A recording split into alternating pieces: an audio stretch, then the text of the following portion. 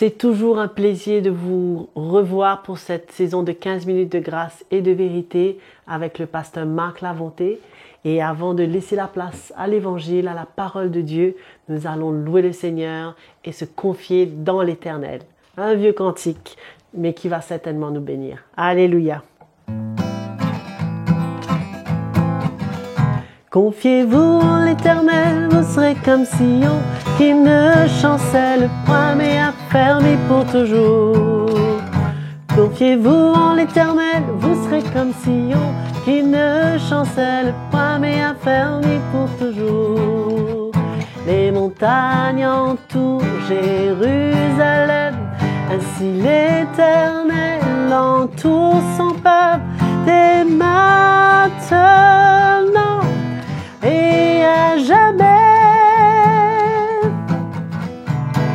Alléluia, Alléluia. Chanterai un chant nouveau. Alléluia, Alléluia. Chanterai un chant nouveau.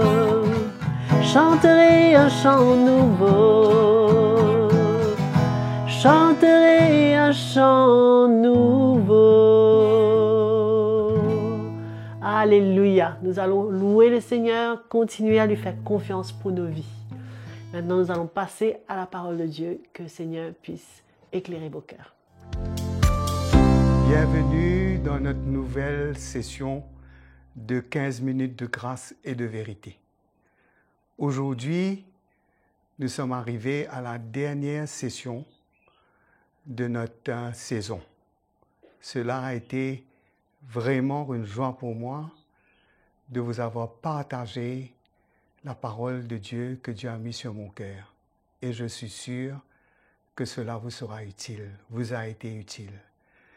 Et Joël, merci de nous avoir accompagnés avec des chants de louange, combien c'est important. Et je voudrais, pour terminer, nous parler de la bénédiction de Dieu. De la bénédiction de Dieu. Et quand nous marchons par la foi, nous sommes agréables à Dieu. Dieu nous protège et Dieu nous bénit. Le Seigneur nous bénit. Et la bénédiction de Dieu, elle nous enrichit. Elle nous fait grandir. Elle nous rend plus reconnaissants. Elle attache notre cœur davantage à Dieu. Elle nous fait réaliser combien Dieu est bon. Combien le Seigneur, il est bienveillant. Combien le Seigneur, il nous donne des bonnes choses. Il nous rassasie. Il nous comble de sa grâce.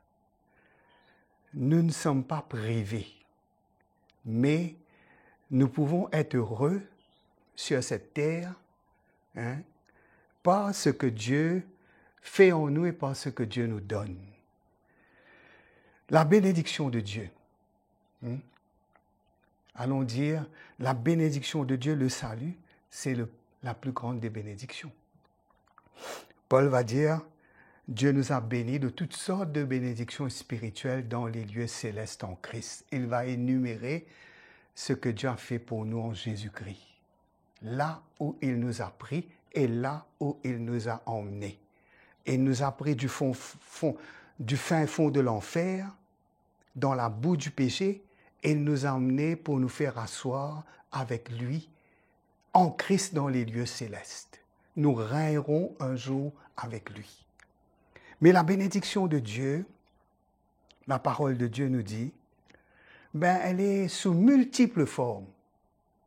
Mais quand nous marchons avec Dieu, Dieu nous fait du bien. Il nous bénit. Nous sommes bénis.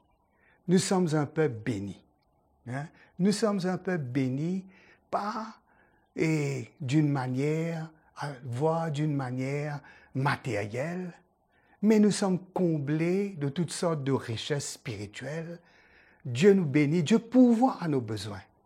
La parole de Dieu nous dit, Jésus a dit, il a promis, il a dit, si nous cherchons d'abord le royaume de Dieu et sa justice, ben, toutes choses nous seront données en plus. Nous n'aurons pas à nous inquiéter. Vous savez ce que c'est que de ne pas s'inquiéter?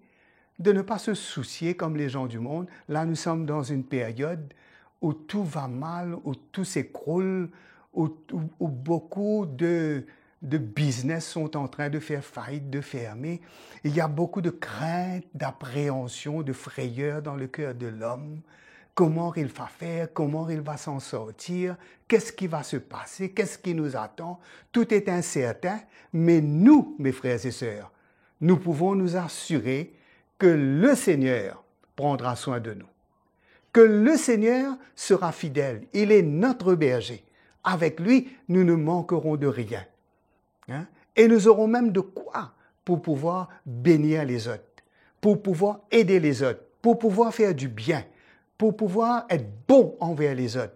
Dieu va nous rassasier. La parole de Dieu nous dit que l'homme, donc le regard est bienveillant, Proverbe 22, le verset 9, l'homme, donc le regard est bienveillant, sera béni parce qu'il donne son pain aux pauvres. Voilà un chrétien. Un chrétien, s'il est béni, si Dieu le bénit, c'est pour pouvoir bénir les autres. C'est pour secourir ceux qui sont dans le besoin. C'est pas pour amasser, c'est pas pour se vanter qu'il a ceci ou cela, mais la bénédiction de Dieu a enrichi sa vie et il n'y a aucun regret, aucun chagrin, mais au contraire, il peut enrichir les autres. Quand nous voyons dans la parole de Dieu comment, quand Dieu bénit son peuple, et son peuple devient une bénédiction pour tous les peuples de la terre. Dans le psaume 112, allons lire le psaume 112.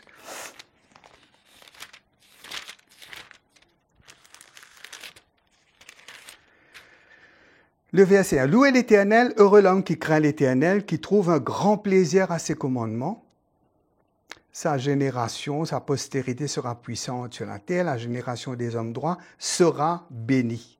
Il a dans sa maison bien-être et richesse, et sa justice subsiste à jamais. Sa justice subsiste à jamais. Il a dans sa maison bien-être. Il est bien. Il est bien dans son cœur. Il est en paix. Il est heureux parce qu'il marche avec Dieu. Et il a un grand trésor. Il a la foi. Il a l'espérance d'une vie meilleure. Et la parole de Dieu nous dit, heureux, la lumière se lève dans les ténèbres pour les hommes droits, pour celui qui est miséricordieux, compatissant et juste.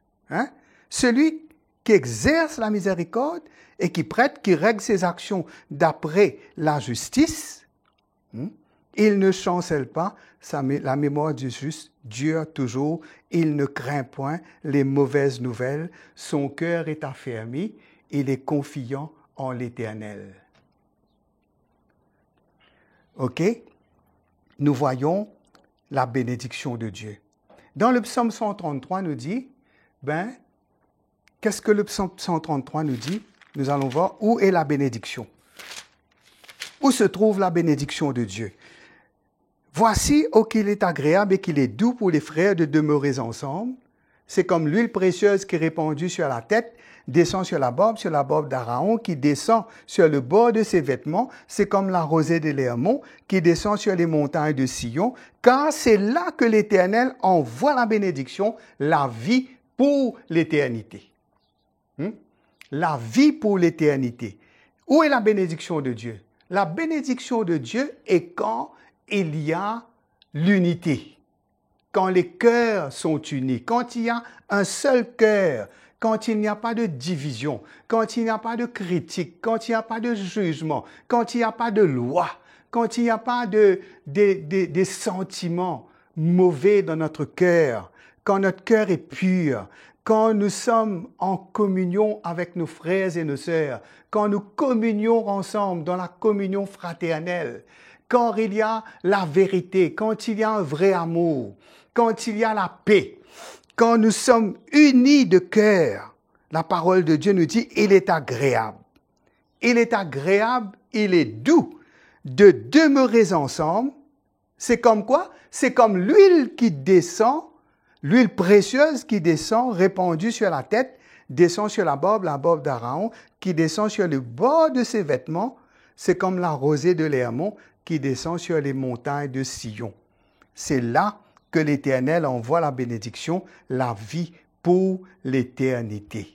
Combien c'est important pour nous d'être vraiment unis de cœur, unis dans l'esprit, qu'il n'y ait pas de division au milieu de nous, qu'il n'y ait pas de partisanerie, qu'il n'y ait pas du favoritisme, que nous ne faisons pas de différence entre les uns et les autres, mais que nous nous accueillons les uns les autres, qu'il y ait un amour fraternel sincère, que nous sommes vraiment